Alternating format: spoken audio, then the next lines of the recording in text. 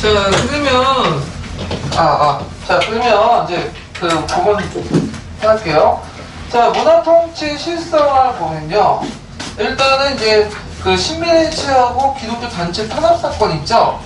예전에 설명 안학사건, 이렇게 안명근 사건을 바탕으로 해서, 백오인 사건을 이제 통해서 이제, 해체시켰고요.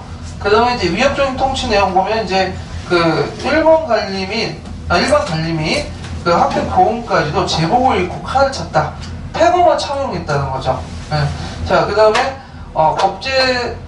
범죄 직결례와 경찰범 처벌 구칙을 만들어서 가벼운 범죄일 경우에는 그 경찰이 알아서 벌금도 부과하고 구류하고 태형도 가할 수 있도록 했고요. 그 다음에 이제 조선 태양령 같은 것들을 공부를 했다. 그런 것들 좀 기억을 해주시면 되고요. 자, 그 다음에 교육 정책을 보죠. 자, 문화통치 시기 때 조선교육령은 1차 조선교육령이죠. 1차 조선교육령. 네. 그래서 이제 1차 조선교육령 내용도 꼭 기억을 해두세요. 예전에 10년도 역교 기초가 관련돼서 나왔는데, 자, 신민다운 자질과 풍속을 규교하기요. 그 다음 충량한 국민을 양성하기 위해서 했다. 그래서 이제 조선교육령 내용을 보면요. 충량한 국민의 육성을 하고, 그러니까 일본에 절대 충성하고, 절대 복종하고, 양순하고 무기한 노예를 만들겠다. 그래서 이제 그때는 순종이 뭐예요? 착한 거예요. 네, 순종이. 자, 그다음에 시설업 인도에 접합하고 시민이 알아야 할 필수적인 내용과 근데 노예로서 일하는데 필요한 기본적인 서양만 가르치도록 한 저급 고용이었다. 그래서 이제 종전의 소학교를 뭘로 고쳤죠? 보통학교. 그래서 6년에서 4년으로.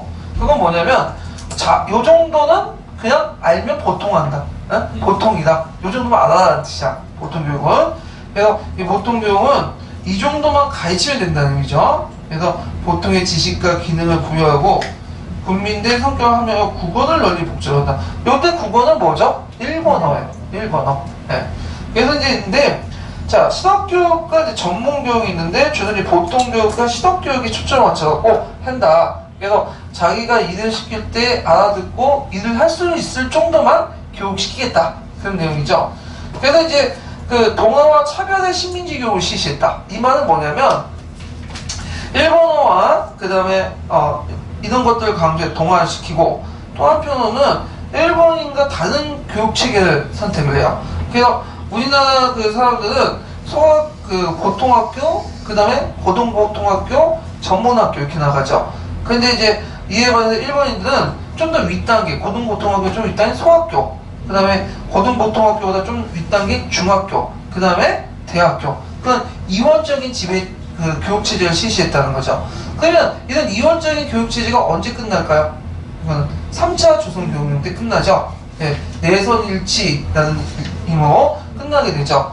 자, 그 다음에 그 수업 연한도 단축되죠. 4년제 보통학교 있고 6년 1교주. 6년 1교주는 뭐냐면 6년에 한 개의 그 초등학교를 준다. 그러니까 그 보통학교를 준다는 거야. 그게 나중에 이제 2차 조선교육은 3년 1교주를 했어요. 그래서 그 총독부는 그 당시 이제 보통학교, 그러니까 나중에 소학교라고 부르는 그것을 많이 신설하려고요. 왜 신설하려고 하냐면 일본어를 널리 보급하고 일본 국민으로 만들기 위해서 이런 초등교육을 되게 강조를 했는데 근데 실제적으로 그게 잘 안 됐어. 그 당시 이제 들어갈 때 의무교육이 아니에요. 돈 주고 가야 돼. 근데 또 학비도 되게 비싸고. 그러니까 그 당시 초등교육, 그러니까 보통교육 정도 받은 사람은 전 인구의 10명 중에 1명 될까 말까요. 네.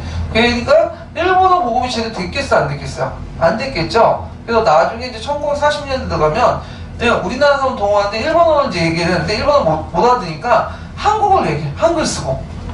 그래서 이게 공식적으로는 일본어와 이런 것도 못 쓰게 하면서도 실제로 이제 한글이나 이런 걸 써가지고 한국인을 동원하려고 했던 거. 이런 것들이 이제 일본의 어떤 초등교육의 실패. 이렇게 이제 볼 수가 있겠죠. 자, 그 다음에 조선어와 이제 한국인 시간을 축소하고, 이때 이제 주의할 거의 조선어는 그 뭐냐면 1차 조선교육령 내용이 아니라 나중에 이제 그 1920년대 그 초창기 때, 1차 조선교육 개정이 있어요. 그 예전에 있죠? 요때 이제 얘기하는 거예요. 1차 조선교육은 얘기가 없어요. 그래서 있고, 그 그 다음에 일본어와 수신교과를 학태했다. 네. 그 다음에 한국 역사 지휘축소 외국인데 요때 한국 역사도 1차 조선교육에 있는 내용이 아니라 이건 배우지도 않았고 뭐죠? 1차 조선교육 개정 부분 관련된 되고요. 개정. 예. 그래서 이제 이 내용들 보시면 돼요. 자, 서당규칙을 이제 볼게요. 서당규칙은 그 당시 이제 민족 사립학교를 탄압하니까 서당 수요가 증가됐어요. 그때 이제 서당은 한국만 배우는 게 아니라 한글도 가르쳐주고 다양한 이제 여러 가지 이제 역사, 지리 이런 것들을 가르치거든요. 네. 그대로 가시면 될 것 같아요. 여기 이렇게 들어가세요. 네.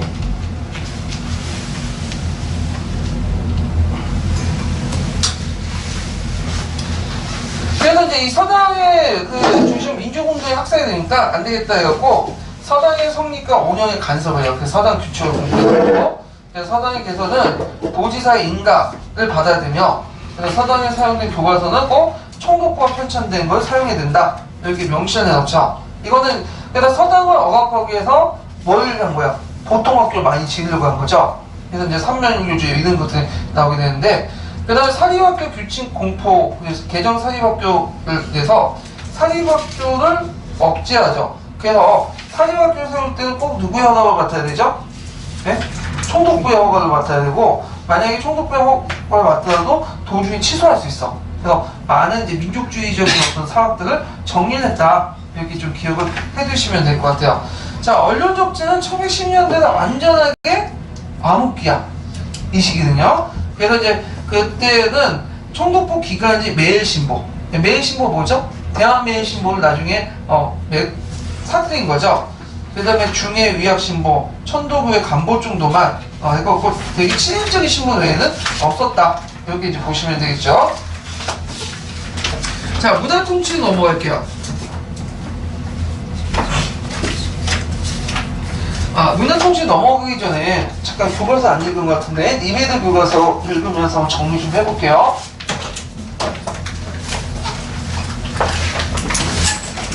니베드 274페이지 1번이에요. 일제시대. 일제시대.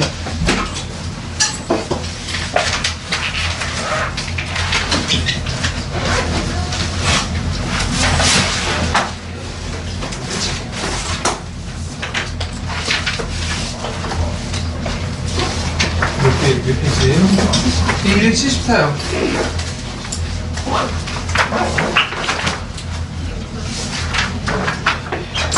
자, 거기 이제 일제 시민통치 부분이 있죠? 네, 여기 한번 읽어볼게요. 274페이지. 그, 일제 시민통치. 네. 1910년 8월 총리 대신 이완용과 조선 총통관 베라우치 사이에 한국 병합조약이 체결되었다. 일제는 조선 총독부를 설치하고 초대 총독으로 베라우치를 임명하였다.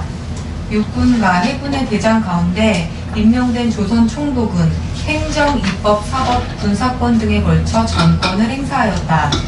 조선 총독 아래에는 행정 사무를 담당하는 정무총감과 치안을 담당하는 경무총감을 두었다. 일제는 대외적으로는 조선인도 정치에 참여하고 있다고 선전하기 위해 총독부의 자문기구인 중추원을 설치하였다. 이완용, 송병준 등 친일파와 대한제국 시기의 고관들이 중추원에 참여하였지만 실권은 없었다. 일제는 지방행정 조직도 개편하여 전국을 13도 12부 220군으로 나누었다. 도부 군에는 각각 도청, 부청, 군청을 설치하였으며 군 아래에는 면을 두어 효율적인 식민 통치를 꾀하였다. 참고로 이렇게 부라고 붙인 명칭들은 되게 일본인들이 살았던 지역이에요. 예. 1910년대 일제는 헌병경찰 제도를 시행하였는데 이는 군대 경찰인 헌병이 경찰을 지휘하고 경찰 업무까지 담당하는 제도였다. 헌병경찰은 첩보 수집과 의병토벌은 물론이고 산림 감시, 정치 협조, 농사 개량 등 행정 업무까지 관여하였다. 헌병경찰은 범죄 집결례와 경찰범 처벌 규칙을 이용하여 정식 절차나 재판을 거치지 않고도 한국인에게 벌금, 구류 등의 처벌을 내릴 수 있었다. 일제는 집회 단속에 관한 권을 공포하여 언론 출판 집회 결사의 자유를 극도로 제한하였다. 황성신문과 대한매일신보 등 한글신문을 폐간하고 총독부의 어용신문인 매일신보와 경성일보 등만 남겨두었다. 자, 여기 틀린 거 있죠? 대한매일신보를 폐간한 게 아니라 그걸 사가지고 매일신보 개정한 거야. 다시 된 거죠. 네. 그래서 이건 틀렸죠? 교과서 읽어보면 틀린 내용이 좀 곳곳에 발견돼요. 예.